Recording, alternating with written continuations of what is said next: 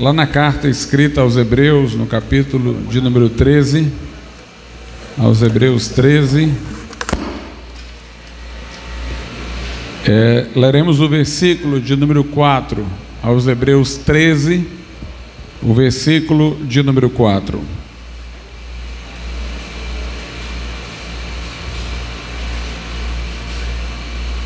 Diz assim a palavra de Deus: venerado seja entre todos o matrimônio e o leito sem mácula, porém aos fornicadores e aos adúlteros Deus os julgará. Podeis assentar.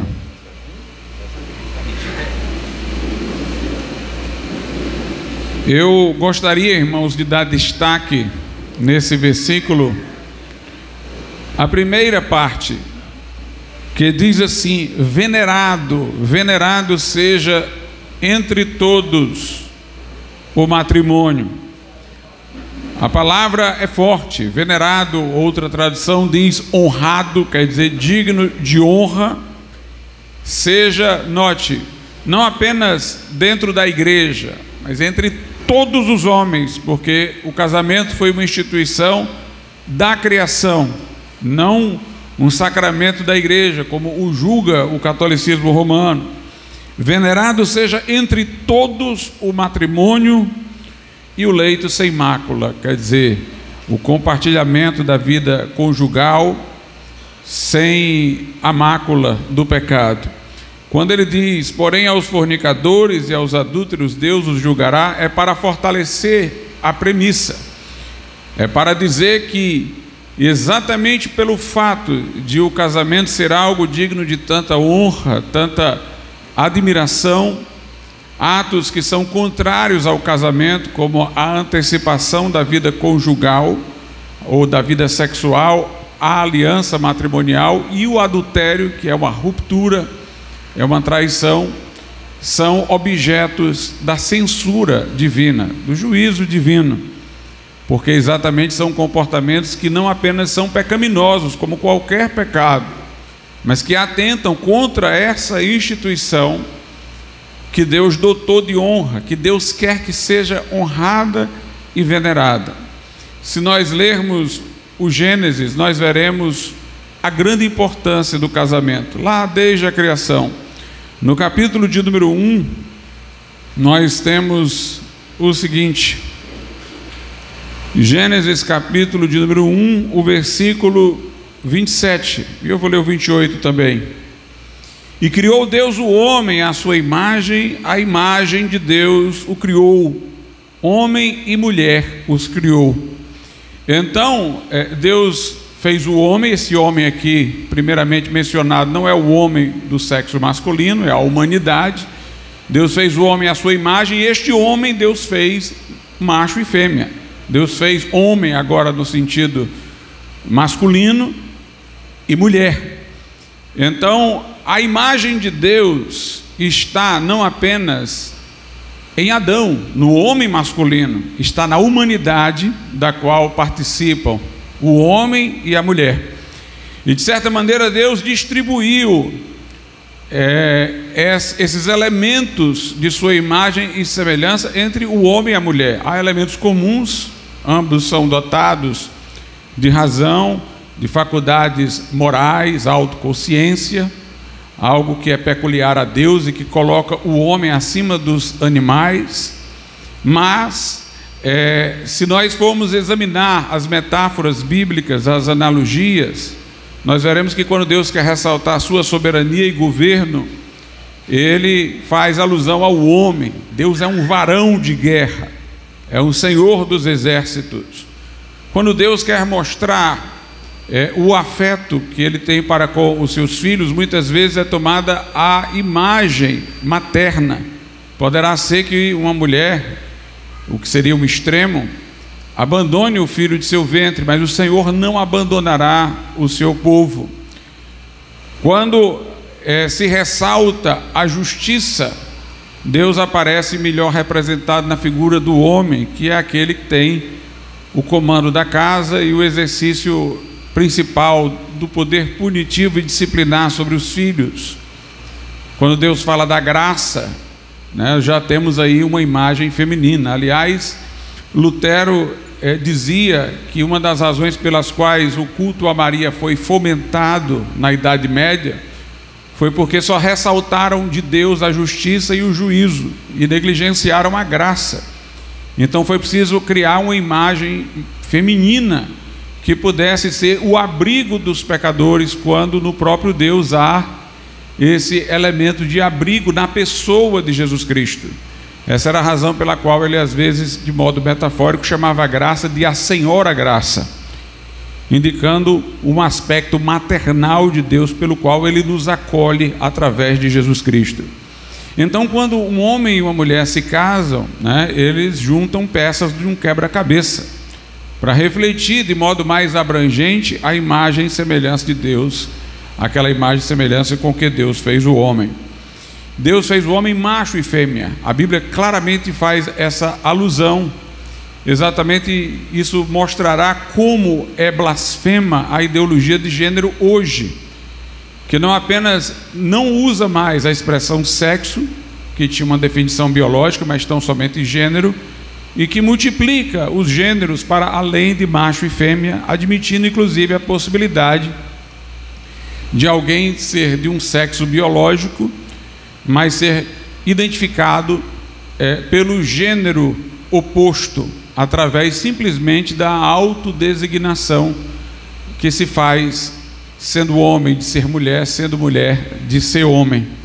Mas aqui há uma distinção ontológica, biológica, na natureza das coisas que Deus fez no princípio entre homem e mulher. É interessante que quando ele chama os animais para que Adão lhes dê nomes, foi exatamente para Adão ver essa distinção. Adão ia dando o nome do leão, da leoa, do cão, da cadela, de cada espécie ele iria fazendo uma distinção macho e fêmea, mas no final desse momento Adão percebeu que não havia o seu par. Foi a partir desse momento que Adão se sentiu solitário.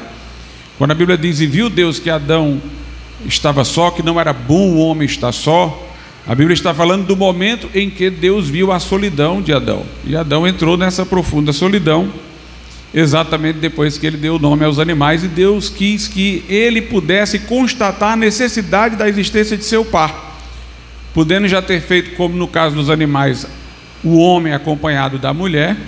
Deus fez o homem sozinho para que o homem pudesse estudar, ao denominar a lógica da criação de Deus, e perceber que havia uma lacuna em relação a si.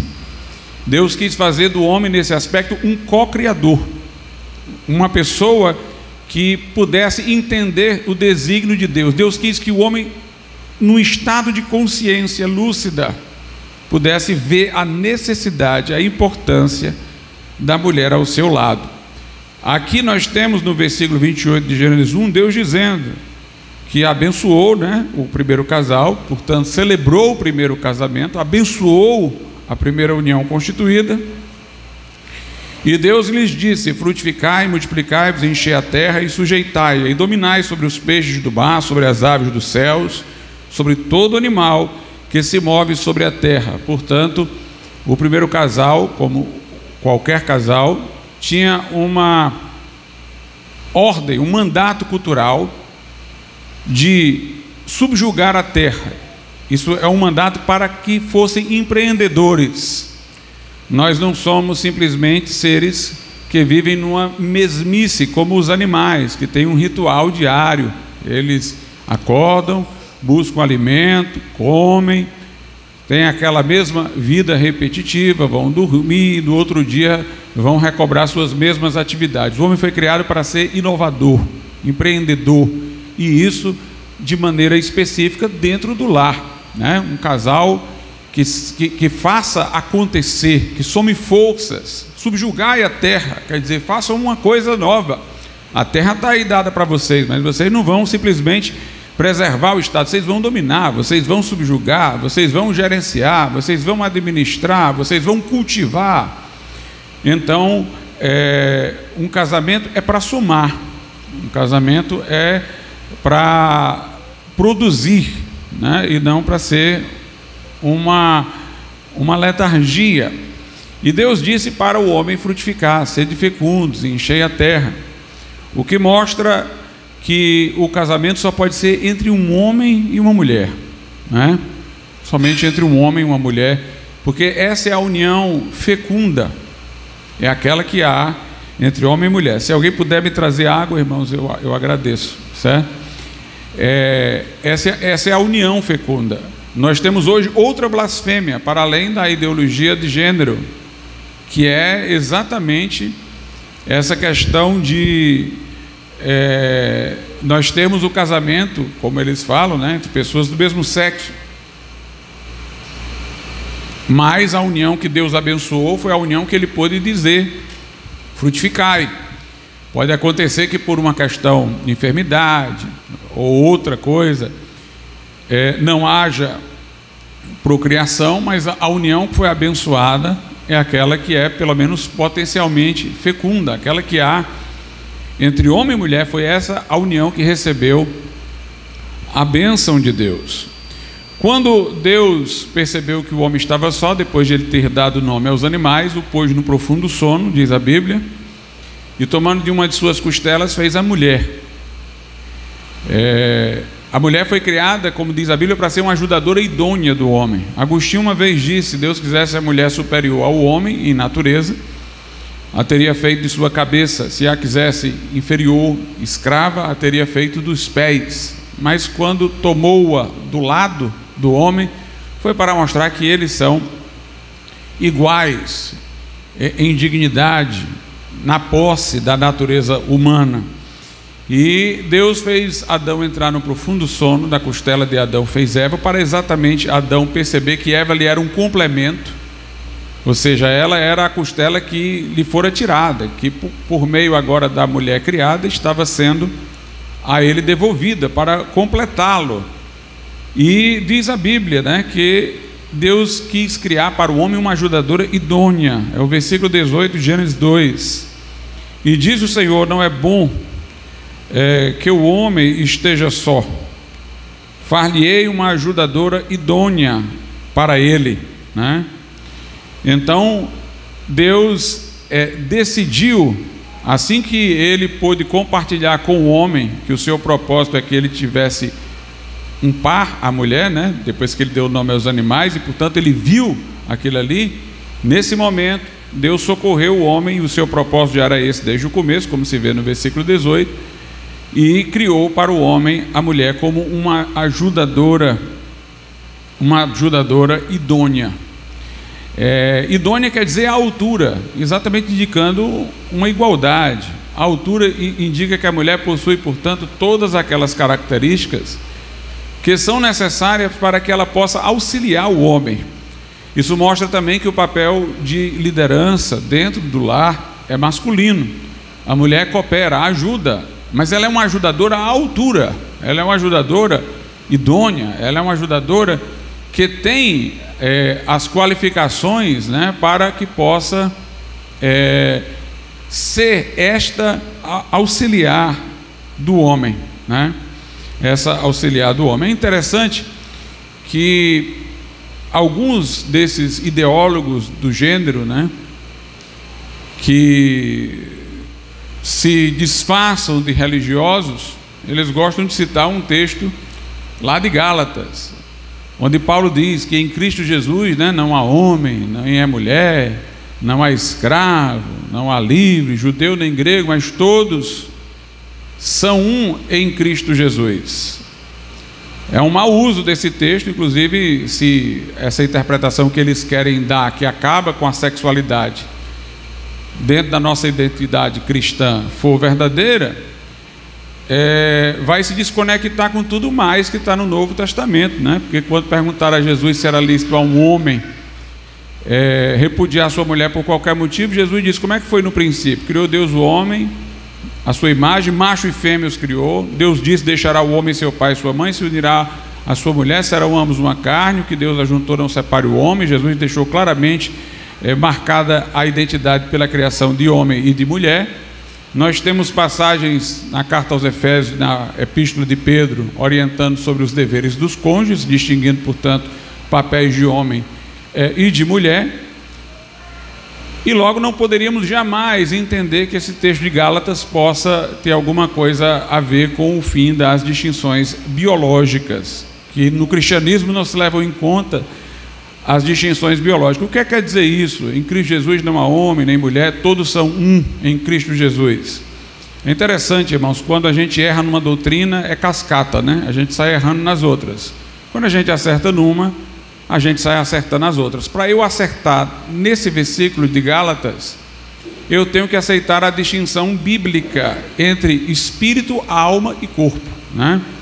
Há alguns que são dicotômicos e que dizem que a alma é a mesma coisa que o espírito e que o homem, portanto, só tem alma ou espírito e corpo. Mas nós ensinamos biblicamente, conforme 1 aos Tessalonicenses 5:23, que o homem tem espírito, alma e corpo.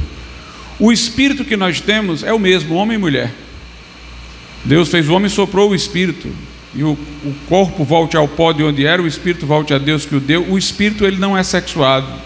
Nosso espírito é o mesmo, homem e mulher. Mas o que nos distingue é o corpo e a alma. O nosso corpo, que faz parte de nós, que vai participar da ressurreição. Nós cremos na ressurreição física, como Jesus também teve uma ressurreição física. Vamos manter nossa identidade biológica nessa ressurreição, embora os que ressuscitarem não se casam nem se dão em casamento, são como os anjos do céu nesse aspecto. Mas nós temos um corpo, né?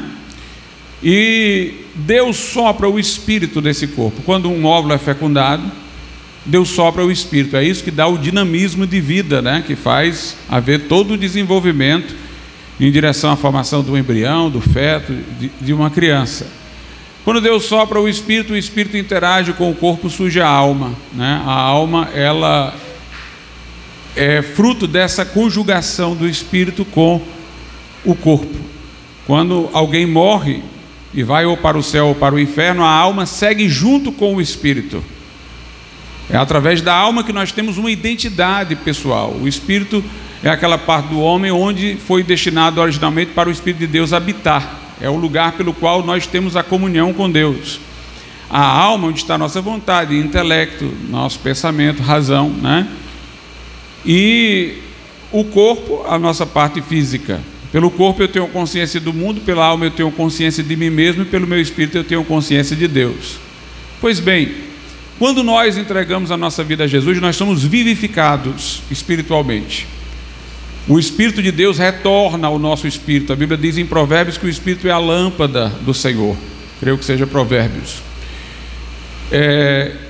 Então Cristo, mediante o Espírito Santo, habita em que parte do nosso ser? No nosso espírito.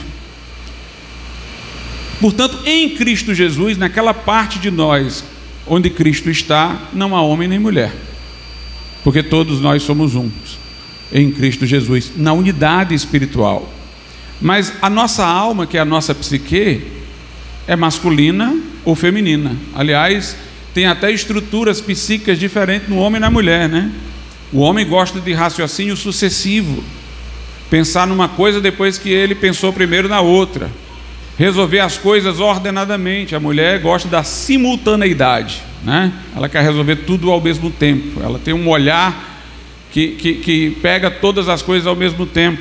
E o homem não, ele tem um olhar sucessivo. Consequentemente, a mulher vê muita coisa, mas ela vê, digamos assim, uma paisagem mais ampla, com menos detalhamento. E o homem, por olhar sucessivamente, ele vê menos coisas, mas com mais detalhamento, com mais intensidade. As mulheres, por exemplo, têm uma facilidade muito maior de comunicação. Geralmente começam a falar primeiro que os homens.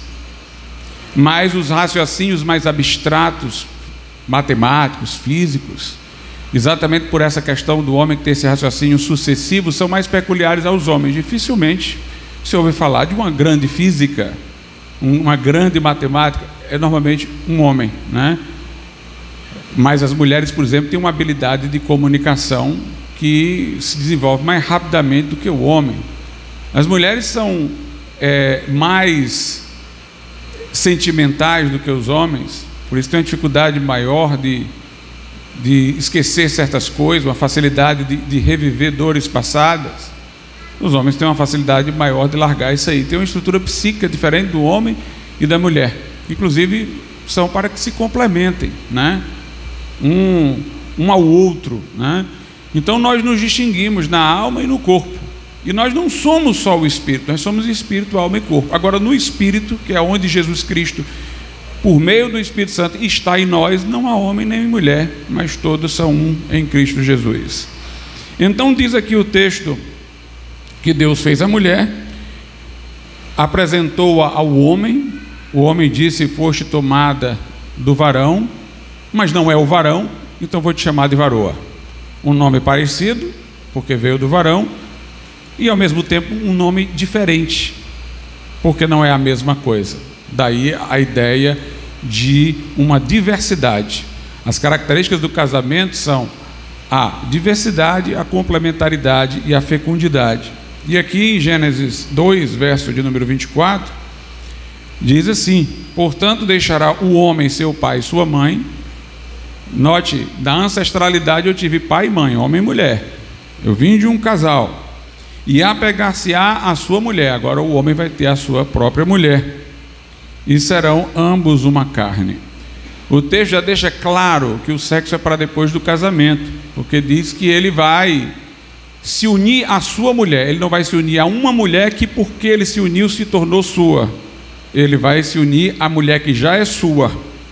Então já houve algum tipo de compromisso, já houve algum tipo de aliança, para que essa mulher possa ser chamada a sua mulher. Ele vai se unir não a uma mulher para que ela seja sua, ele vai se unir à sua mulher, e então serão os dois numa carne. Essa expressão dois numa carne, inclusive, mais uma vez ressalta o aspecto até do elemento de fecundidade, que nós temos no nosso corpo aparelhos que são autônomos, digestivo, respiratório, mas nosso aparelho reprodutor não é autônomo, ninguém reproduz sozinho, tem que ter o homem, tem que ter a mulher. Então nesse momento aí, em relação a esse aparelho do corpo, a complementação, serão dois, portanto, uma só carne. Dentro do casamento, irmãos, há deveres, né, para os cônjuges, para um e para outro. Aqui, antes de eu falar dos deveres, nós percebemos um elemento fortemente afetivo também, né? Diz aqui a minha tradução, conforme eu li, né? Deixará o homem seu pai e sua mãe e apegar-se-á a sua mulher. Fala de um apego à mulher, né?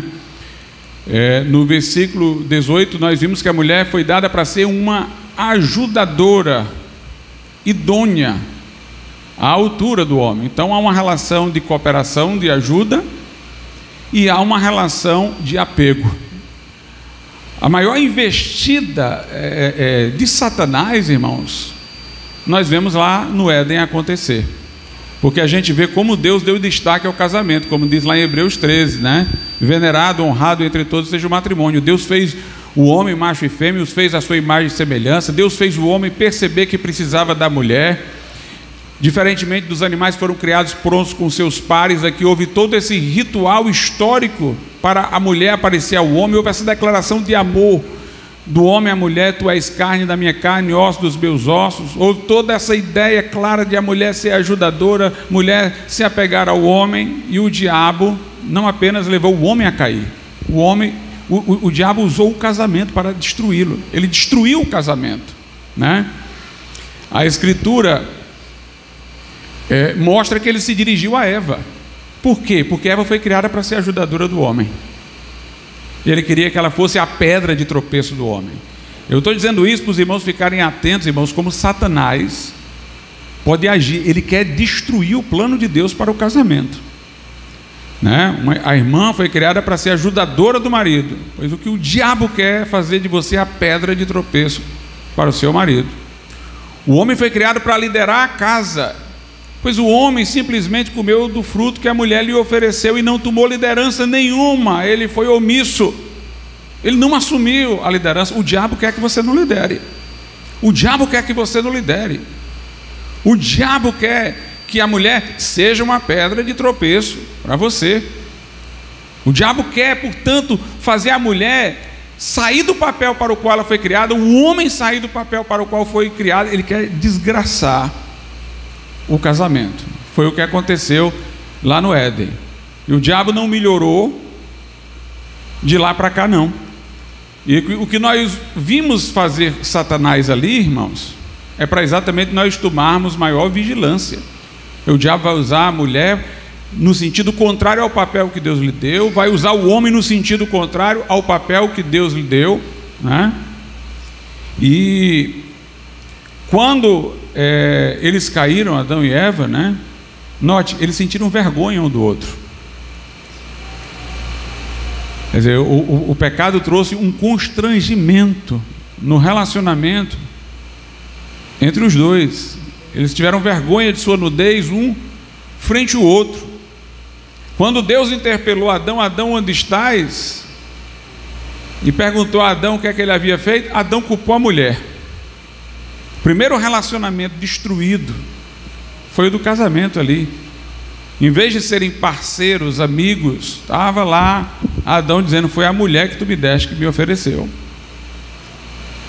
E a mulher disse: foi a serpente. É como se a mulher estivesse dizendo: meu marido não me liderou, foi uma serpente que me liderou, e ele deixou ela me liderar. Quer dizer, o homem culpou a mulher, e indiretamente, quando a mulher culpou a serpente, culpou o homem, porque a mulher mostrou que foi liderada pelo diabo, quando deveria ter sido o homem que deveria ter liderado, né? Que realmente situação difícil que aconteceu.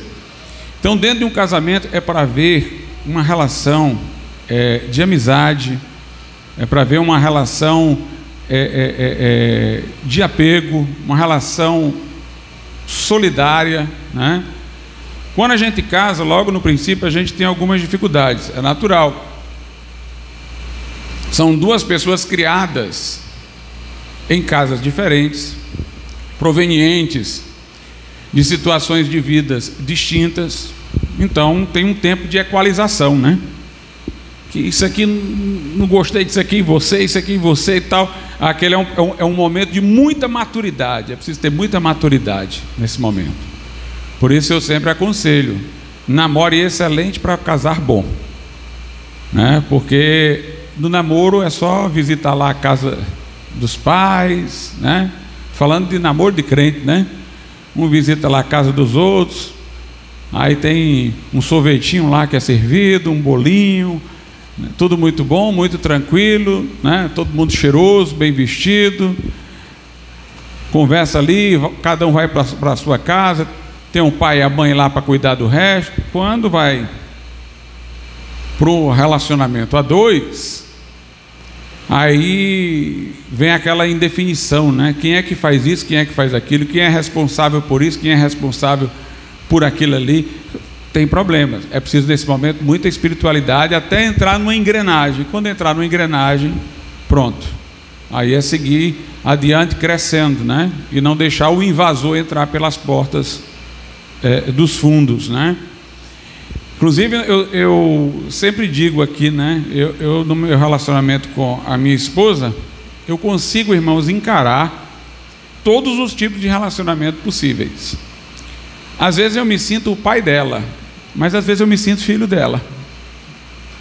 Às vezes eu me sinto irmão dela, né? Às vezes eu estou numa posição, noutra posição.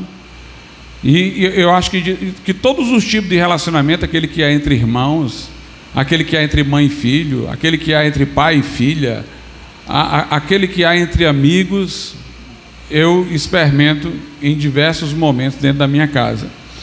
Nós temos um bom exemplo na Bíblia, que foi Isaac e Rebeca, um casal muito feliz, né?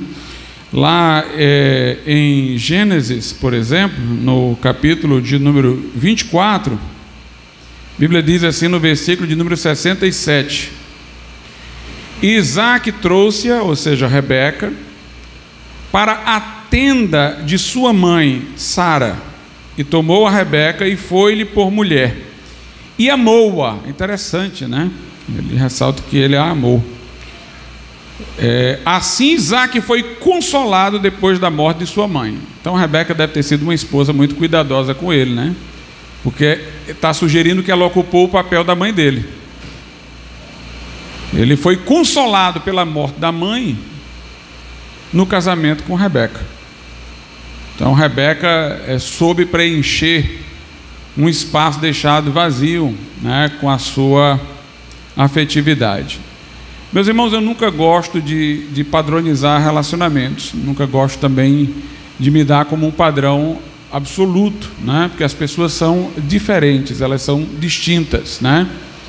Ninguém deve cobrar, ou seja, assim como o marido de fulano de tal, seja assim como a esposa de fulano de tal e tal, porque cada um tem o seu jeito. Dentro da maneira de ser de cada um, nós temos que encontrar a maneira de nós termos esse relacionamento afetuoso, respeitoso, solidário, né? Mas eu, por exemplo, irmãos,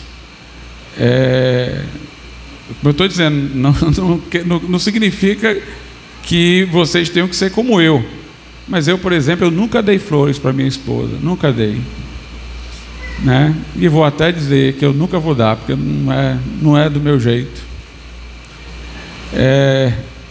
Nunca comemorei com ela Dia dos Namorados. Ainda disse antes de namorar. Ele disse: olha, eu não comemoro Dia do Namorado, eu não permito que um calendário comercial norteie o meu relacionamento. Se for cada um ter o nosso calendário do dia que a gente se conheceu, tal, mas calendário externo eu não quero, né? Aliás, antes de eu namorar com ela, eu disse todas as minhas esquisitices para ela, antes de pedir namoro, né? Fiz tudo para ela desistir, né? Aí eu disse: eu sou assim, sou desse jeito. Aí eu usei essa expressão para ela: se eu fosse mulher, eu não me queria. Mas ela quis mesmo assim, né? Essas coisas eu não tenho, irmãos. Mas, né? Não existe um dia que eu não digo para minha esposa que eu não a ame. Eu não digo isso por uma formalidade, não.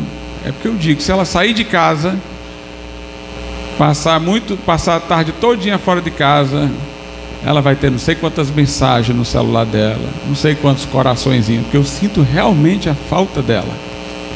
Eu sinto a falta dela, né? Eu passo o dia todo, ela em casa, eu passo o dia todo brincando com ela. O dia todo brincando, brincadeiras de criança, né? Brincadeira pesada, brincadeira de criança.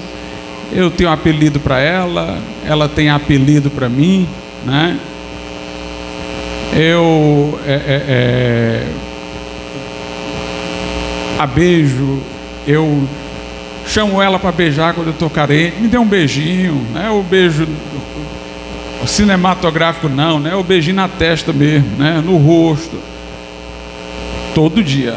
Esse é o meu relacionamento todo dia, um relacionamento de afeto, é um relacionamento de expressões de amor, um relacionamento em que eu sinto a falta dela. Essas formalidades, flores, Dia dos Namorados, negócio de luz de vela, não tem isso não, irmãos.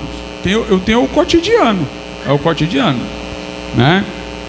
Acho que não tem um dia em que eu não expresse para ela o meu afeto. Não tem nenhum dia, né, que eu não expresso. Toda hora eu sinto a falta, né?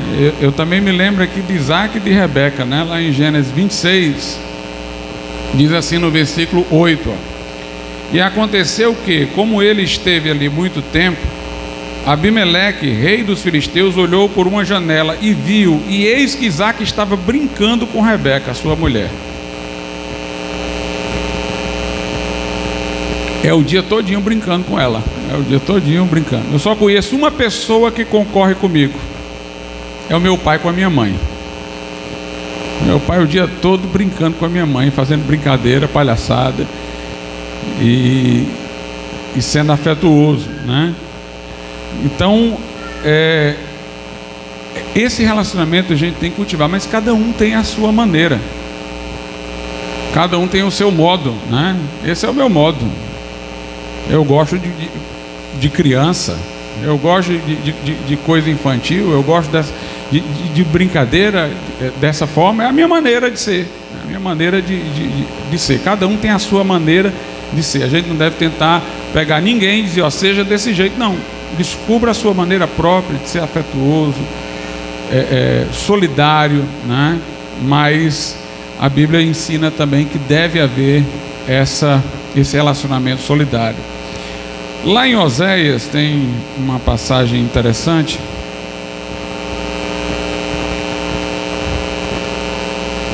que diz o outro lado da questão, né? Livro do profeta Oséias, capítulo 2, versículo 19.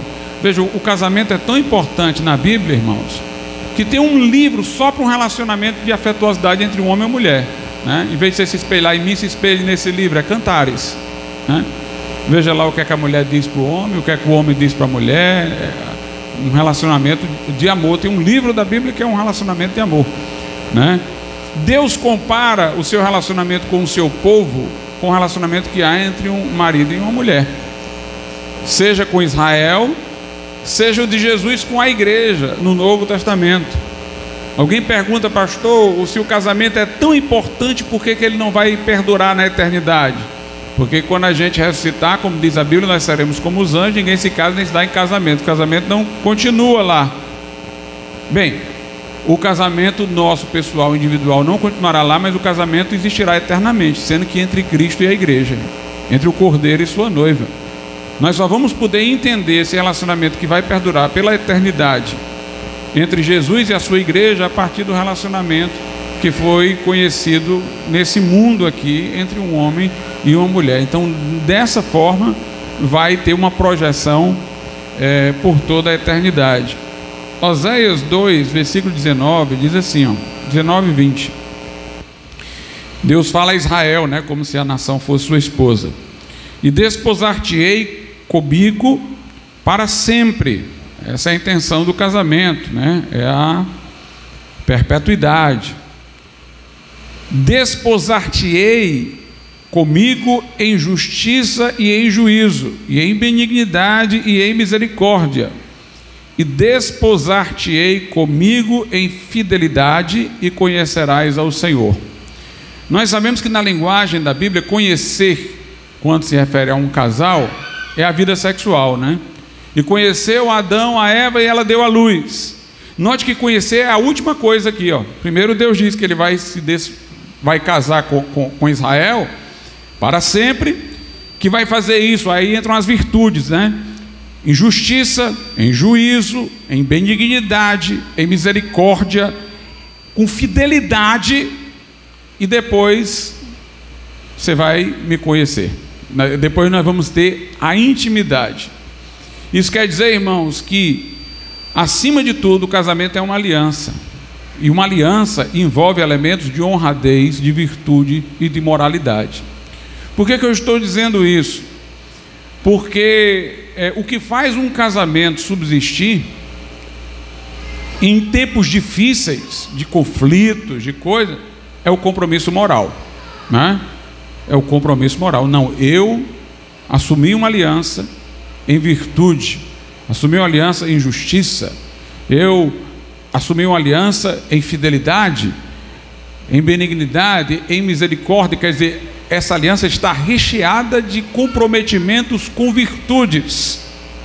O elemento sexual vem depois, né? Então tem gente que quando tem uma frustração sexual ou encontra um caminho de sexualidade em que ele julga ter maior realização fora do casamento, ele solta tudo para cima, larga sua esposa, viola a sua aliança, mas é o elemento de moralidade que vai nos segurar. Nós somos crentes acima de tudo. Então em momentos de grande dificuldade, não, eu tenho um compromisso, eu tenho que honrar uma aliança que eu assumi diante de Deus. E é exatamente essa virtude que vai ajudar nesses tempos difíceis a ele ser superado.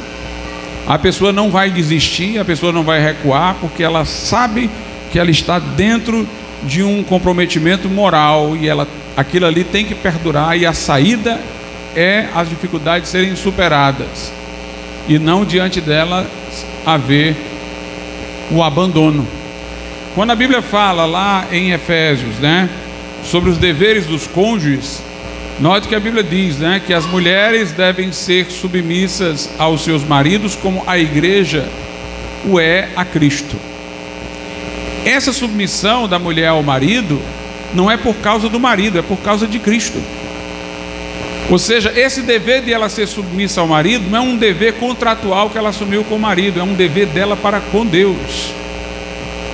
Eu estou dizendo isso, irmãos, porque grande parte dos problemas que ocorrem em casamento é que um fica tentando se eximir das suas responsabilidades, alegando que o outro descumpriu. Aí ninguém anda, porque fica um cobrando do outro, esperando pelo outro, e ninguém anda. Então a mulher é submissa ao esposo por causa de Cristo. Então não interessa se o esposo naquele momento está sendo o esposo ideal que deveria ser ou não deveria ser.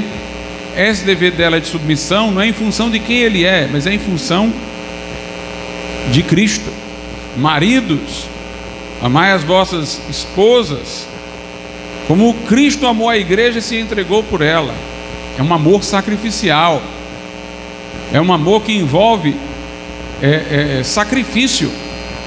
O marido tem que amar a mulher, mesmo que a mulher não esteja sendo a esposa ideal que ele imagina, dessa forma, porque ele está reproduzindo ao mundo o amor de Cristo pela sua igreja. Se ele não o fizer, ele está maculando essa imagem, ele está prejudicando a imagem de Cristo, ele está pecando contra Cristo. Então esses deveres não são em função do que o outro é, são deveres para com Deus. Então ninguém pode dizer, eu vou fazer quando ele fizer. Não. Então você, no momento anterior que estava fazendo, só porque o outro lado estava lhe agradando, você não estava fazendo como convinha fazer. Aos olhos de Deus você estava transgredindo. Você estava fazendo não porque Deus estabeleceu, estava fazendo porque você estava satisfeita ou satisfeito. Não. Estas ordens são para serem cumpridas diante de Deus, né? O marido amar a esposa como Cristo amou a igreja reverenciar o marido, ou a esposa reverenciar o marido como a igreja reverencia a Cristo, né? São esses deveres que devem ser levados em conta, né? A mulher se submete no sentido de aceitar a liderança do homem, mostrar sua prontidão para ajudá-lo na liderança do lar. Mas o esposo deve liderar para o benefício da sua casa. Ele lidera para o benefício da sua esposa. A coroa dele é de espinhos, como a de Jesus, né? A liderança dele é para ser aquele que vai prover não apenas bens materiais para a sua casa, mas uma condição feliz, harmônica. É interessante que a Bíblia diz assim: maridos, amai as vossas esposas como Cristo amou a igreja e se entregou por ela, para apresentá-la a si mesma. Aí ele diz, sem mácula, nem ruga. A ruga é um sinal de envelhecimento, né? Então isso quer dizer que os esposos devem liderar a casa de uma maneira que protejam suas mulheres, de maneira que elas, tanto quanto se for possível, façam perdurar a sua juventude, não que elas fiquem exaustas, não que elas fiquem envelhecidas. É uma liderança sacrificial, né? É uma liderança que preserva a casa em função do bem-estar do lar e da família. Não é uma liderança egoísta, né? Não é uma liderança egoísta, é uma liderança protetiva. Lá em Efésios também diz assim,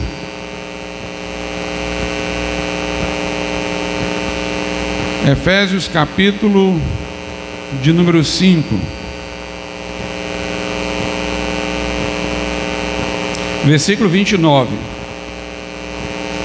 Porque nunca ninguém odiou a sua própria carne, antes a alimenta e sustenta, como também o Senhor a igreja, né? Então aqui diz que o marido, né, ele deve ser o provedor. Vou começar pelo 28 que fica melhor. Vou ler o 28 para depois ler o 29. Assim devem os maridos amar suas próprias mulheres como a seus próprios corpos. Quem ama a sua mulher, ama-se a si mesmo. Porque ninguém odiou a sua própria carne, antes alimenta e sustenta, como também o Senhor a igreja. Então, a mulher pode trabalhar? Claro que pode. A mulher virtuosa de Provérbios é descrita como uma mulher que trabalha. Nós temos na Bíblia, no livro de Atos, mulheres que foram convertidas, ajudaram na obra de Deus e que também trabalhavam. Mas a obrigação do homem é de ser o provedor. Isso significa o quê? Que a mulher pode trabalhar ou não, mas o homem não tem esse pode ou não, ele tem que trabalhar, ele tem que prover, ele tem que manter a sua casa, ele tem essa obrigação primordial. Mas ele é um provedor, irmãos, do necessário, né? Ele é um provedor do necessário, ele alimenta e sustenta, ele dá aquilo que é necessário. Eu estou dizendo isso, sabe por quê, irmãos? Porque a mulher sábia, ela faz economia. A Érica hoje me mostrou uma citação lá de Lutero. Lutero dizia assim, que o homem tem o dever de trabalhar para manter a casa, e a mulher tem o dever de economizar, né? E Catarina era um exemplo, né? nessa parte, a esposa de Martinho Lutero, né? Era altamente vigilante, né? Para que houvesse uma economia, né? Ele geralmente dava tudo, né? E ela, opa, peraí, não é assim não, isso aqui fica. Ela tinha aquele cuidado, né? Então o homem tem esse dever de sustentar, né? Mas é preciso que nós entendamos, né, isso, que nós não podemos encher de dívidas, né? Então aqui está falando da provisão básica, né? Além disso, as coisas têm que ser muito comedidas. É interessante que lá em Hebreus 13 diz assim, eu vou ler de novo Hebreus 13, que eu li um versículo, vou ler o seguinte, o versículo 4 de Hebreus 13: venerado seja entre todos o matrimônio e o leito sem mácula, porém aos fornicadores e aos adúlteros Deus os julgará. Aí logo depois, ó, versículo 5: sejam os vossos costumes sem avareza, contentando-vos com o que tendes, porque ele disse, não te deixarei nem te desampararei. Quer dizer, ele está falando de casamento, né? Venerado entre todos seja o matrimônio leito sem mácula. E depois ele diz, sejam os vossos costumes, os vossos hábitos sem avareza, se contentem com o que vocês têm. Porque, irmãos, uma das grandes causas de angústia no casamento, às vezes, são as dívidas. As pessoas podem ter um momento feliz, vamos fazer isso, aquilo que ela não pode fazer, usa um cartão de crédito, alguma coisa, compra mais, e tem um momento de lazer que depois gera um grande problema, né? E aí o homem começa a ficar tenso com as dívidas, a mulher começa a ficar insatisfeita porque coisas que ela poderia ter agora tem que cortar porque não há mais dinheiro. Isso gera toda uma tensão, e no mundo, pelo menos, uma das grandes causas de divórcio são problemas da ordem financeira. Lá em Isaías, por exemplo, vamos ler aí Isaías.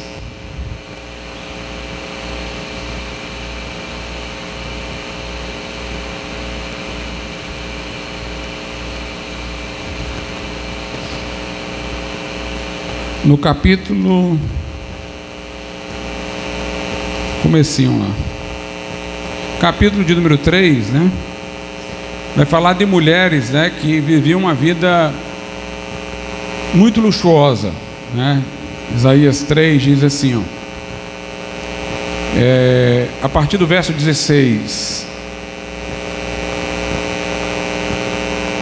diz ainda mais o Senhor, porquanto as filhas de Sião se exaltam e andam com o pescoço erguido, lançando olhares impudentes, e quando andam, caminham saltitando, fazendo um tilintar com seus pés. Portanto, o Senhor fará tinhoso o alto da cabeça das filhas de Sião, e o Senhor porá descoberta a sua nudez. Naquele dia tirará o Senhor os ornamentos dos pés, e as toucas, e os adornos em forma de lua, os pendentes, os braceletes, as estolas, os gorros, os ornamentos das pernas, os cintos, as caixinhas de perfume, os brincos, os anéis, as joias do nariz, os vestidos de festa, e os mantos, e os chales, e as bolsas, e os espelhos, e o linho finíssimo, os turbantes, os véus.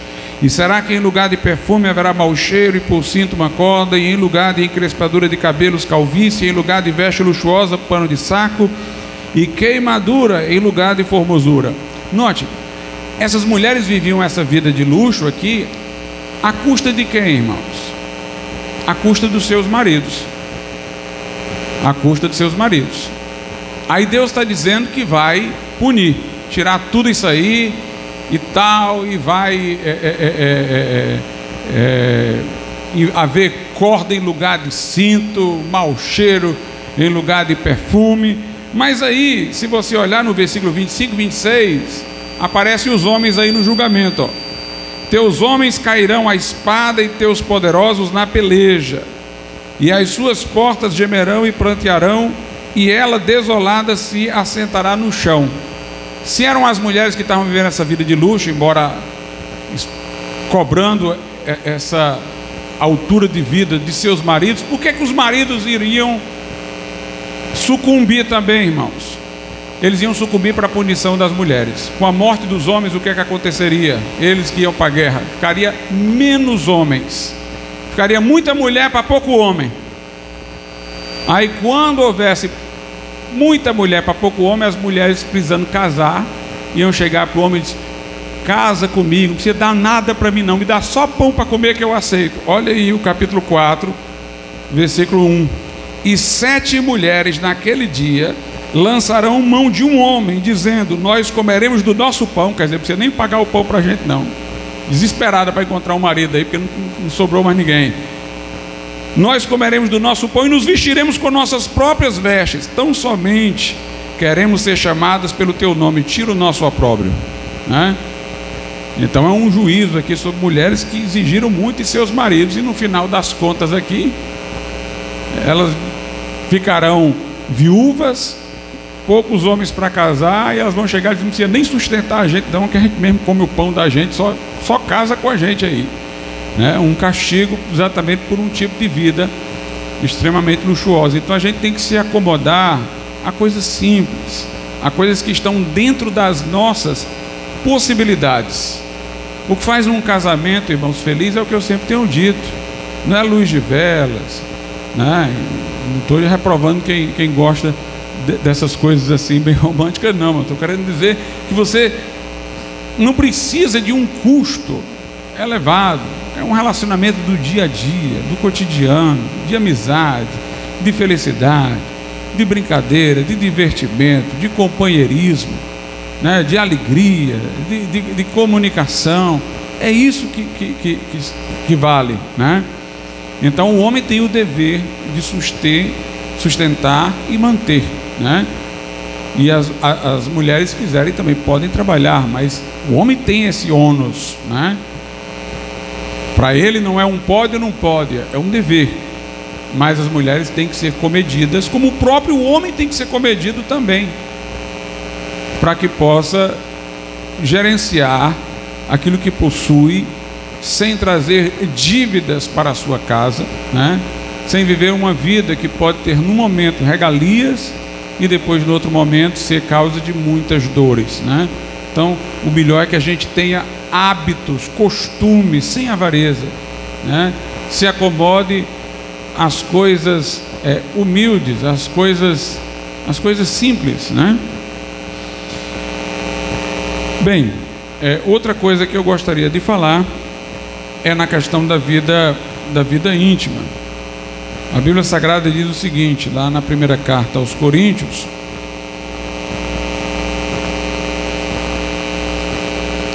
capítulo de número 7, a partir do versículo de número 1, diz assim: ora, quanto às coisas que me escrevestes, bom seria que o homem não tocasse em mulher, mas por causa da fornicação, cada um tem a sua própria mulher e cada um tem a seu próprio marido. Paulo aqui está escrevendo uma carta que precisa ser contextualizada, né, irmãos? Lá em Corinto, a promiscuidade sexual era enorme. Havia uma heresia lá, que era a heresia gnóstica, que dizia que a corporeidade não fazia parte de nós, não fora Deus que nos criou um corpo, nós éramos espíritos aprisionados dentro de um corpo que não nos pertencia, a natureza física era má, eles não acreditavam nem em ressurreição. Tem um capítulo inteiro aqui, Paulo defendendo a ressurreição física. Essa heresia entrou lá, e então alguns começaram a dizer que aquilo que se fazia através do corpo não se poderia imputar à pessoa, porque o corpo não fazia parte do que ela era. E aí muitos estavam se prostituindo. Uns diziam que assim como o alimento era feito para o estômago era feito para o alimento, o corpo era feito para a fornicação e a fornicação para o corpo. E estava vendo uma libertinagem sexual enorme em Corinto, a ponto de haver um homem lá que estava vivendo com a sua madrasta, né? a mulher de seu pai. Paulo entra com tudo contra a igreja de Corinto, porque essa heresia tinha encontrado ouvidos, porque havia esse homem aí com essa postura aí iníqua. E então Paulo diz: olha, pelo que vocês me disseram aí, o bom seria que homem nem tocasse mulher, porque vocês estão todos despertados para isso aí. Mas para evitar a fornicação, que cada homem tem a sua própria mulher, cada mulher o seu próprio marido, indicando já uma monogamia, né? Indicando, irmãos, a função mais baixa do casamento. Mas a igreja de Corinto estava num nível tão baixo espiritual que Paulo ressaltou a função mais baixa do casamento, que é conter a concupiscência, né? O primeiro objetivo do casamento é aquele que está lá em Gênesis, é espelhar a imagem de Deus. O outro, subjugar a terra, serem empreendedores. É uma relação solidária, a mulher ajudar o homem. É uma relação de afeto, o homem apegar-se à sua mulher, né? Naquele momento ali não havia queda, nem tinha essa necessidade de conter a concupiscência, né? Mas aqui ele está dizendo: olha, entre vocês aí o melhor é que nem tocasse, mas eu recomendo que vocês casem aí para evitar até a fornicação, né? Eles estavam num nível realmente bem baixo, né?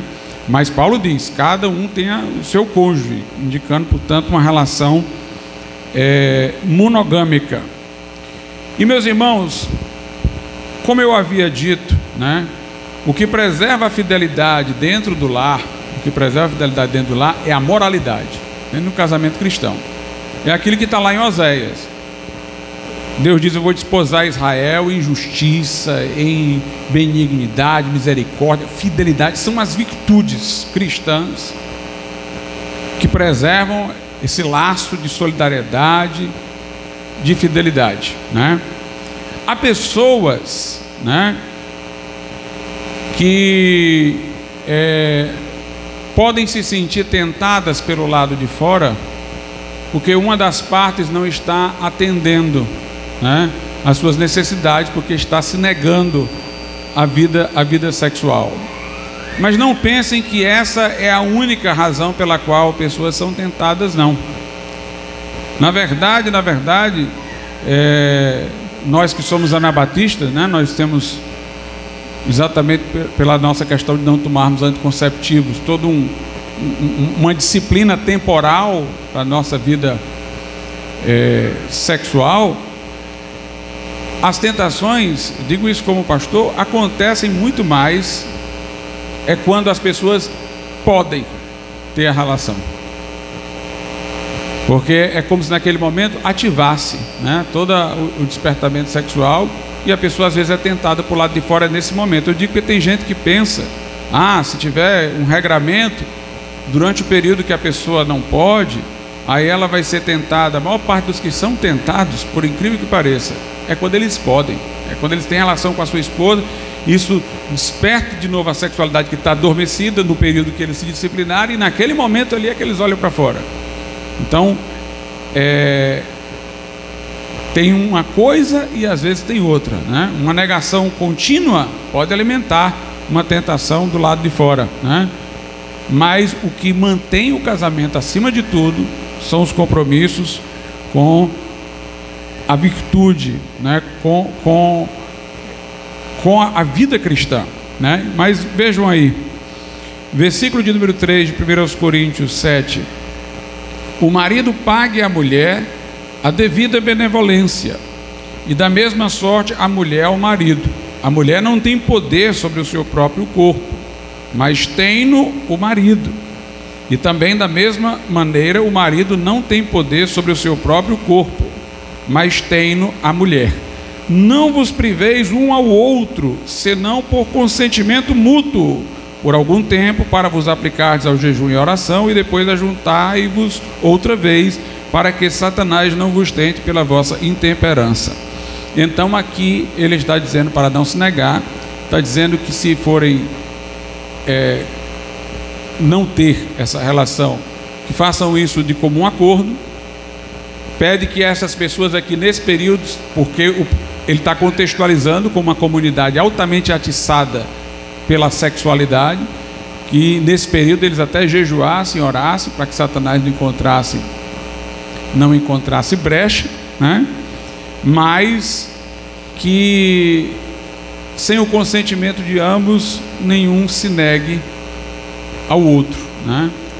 É aqui uma prova, inclusive, de que quando nós atribuímos a liderança da família ao homem, nós não estamos dizendo que por causa disso o homem é superior à mulher, porque na questão da sexualidade tem uma igualdade. O homem não tem autoridade sobre o seu próprio corpo, e sim a mulher. Se a mulher quiser, o homem tem que estar à disposição. E também a mulher não tem autoridade sobre o seu próprio corpo, mas tem no marido. Então aqui, em relação à sexualidade, um é que tem autoridade sobre o outro, né? Então é importante que não haja essa privação mútua. Ela se torna um pecado, uma desobediência diante de Deus, porque aqui nós temos um explícito mandamento, né? Para que o casal faça isso de comum acordo, conjuntamente, né? Com essa disciplina acordada, mas que não se neguem mutuamente. Amém. Eu terminei. Não sei se me passar aqui para minha esposa, se ela for falar alguma coisa.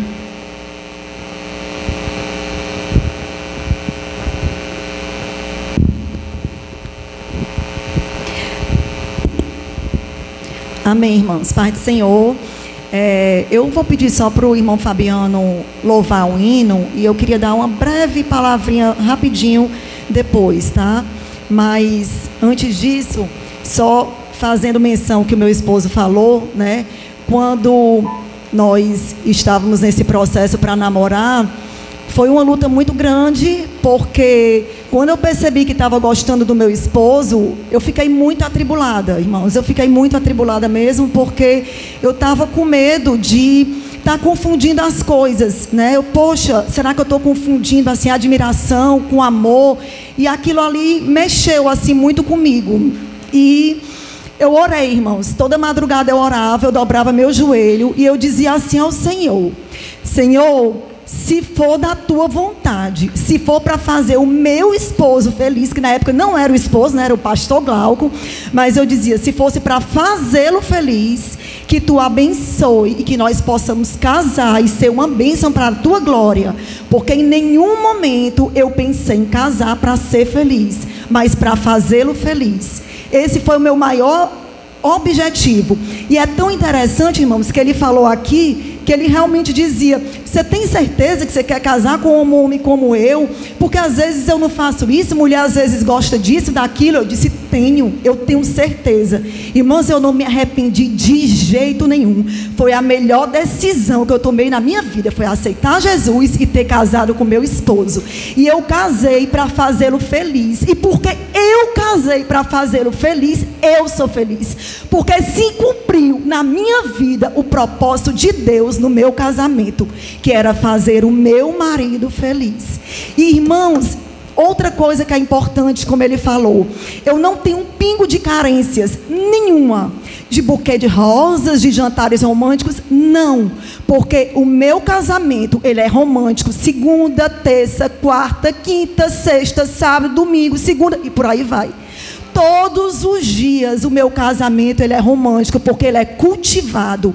E o nosso casamento tem que ser cultivado. Ele não pode parar nem estagnar. Mas a gente tem que viver do mesmo jeito que nós no namoro queríamos conquistar o namorado, no noivado queríamos conquistar e fazer tudo para agradá-lo, no casamento mais ainda, porque não tem mais jeito não. Você só tem uma opção: querer ser feliz e fazer tudo para ser feliz.